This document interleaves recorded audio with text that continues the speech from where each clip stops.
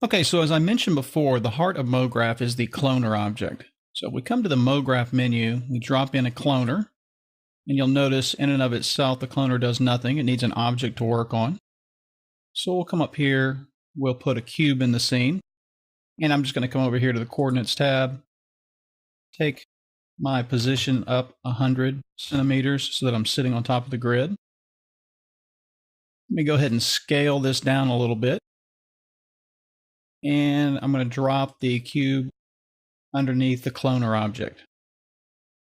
And you'll notice immediately that something has definitely happened here. So if we go and we take a look at this, when we look at the cloner, we can see that the cube has been duplicated in a linear fashion, which is selected right here, on the y-axis. So right now, these cubes are 50 centimeters apart. So if we increase this number,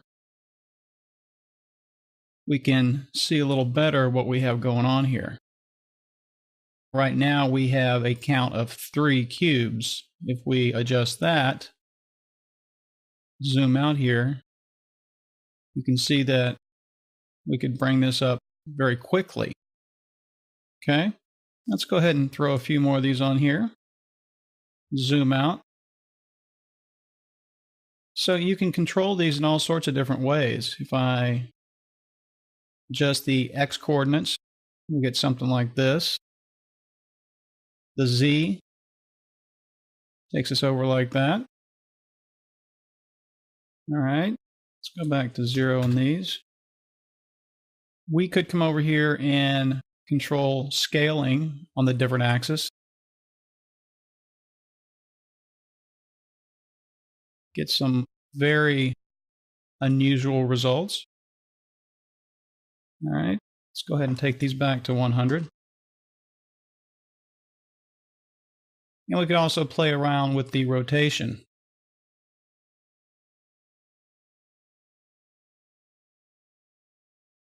All right, so there's a lot of really interesting effects that you can create with the cloner object. Very powerful. Now, like I said, right now we're in a linear mode, and that's shown by the mode indicator here. So we could change that to something like a radial mode, and let's take the radius up here. So we get something like this. Again, we could adjust our count. All right. And you could control the start angle or the end angle.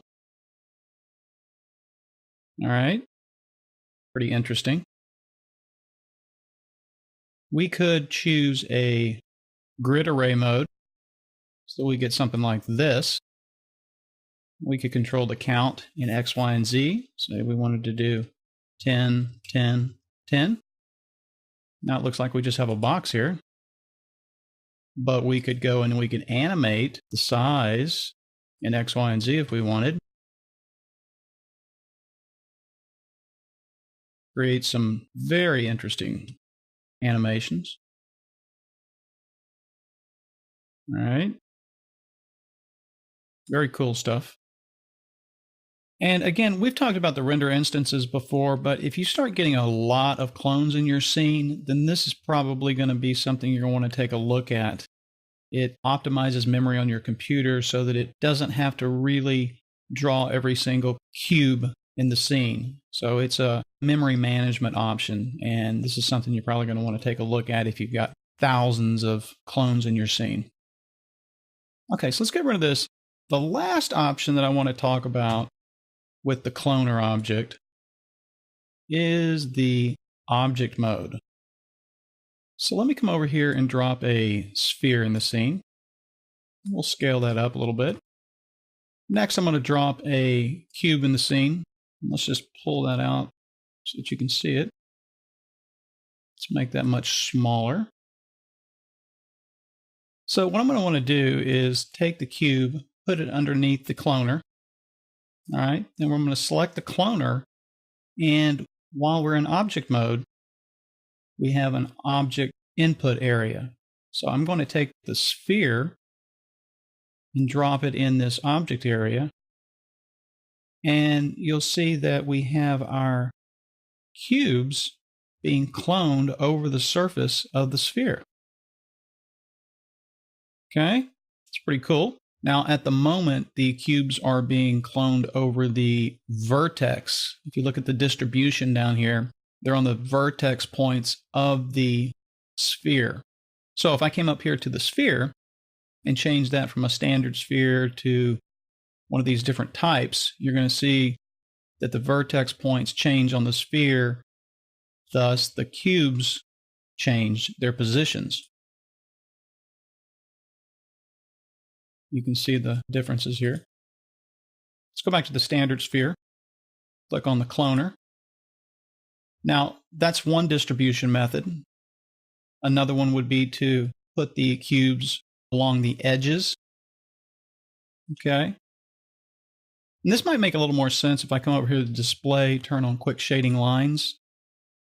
If I turn off the cube, you can see the edges, and these are the vertex points.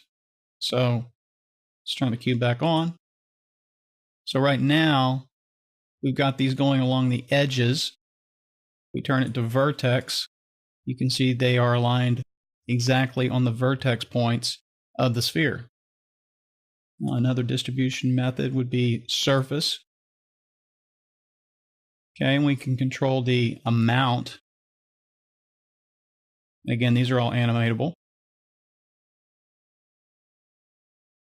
And the last one is volume. So what's going on here is that all of these things are being put inside the volume of the sphere. Let me go to the sphere and go to the basic tab, turn on X-ray mode so that we can see inside of it. And you'll notice that all of our cubes are inside the sphere. Go to the cloner object. We can increase that. But they're trying to stay inside this object. Okay, so that's the basics of the cloner object here in Cinema 4D.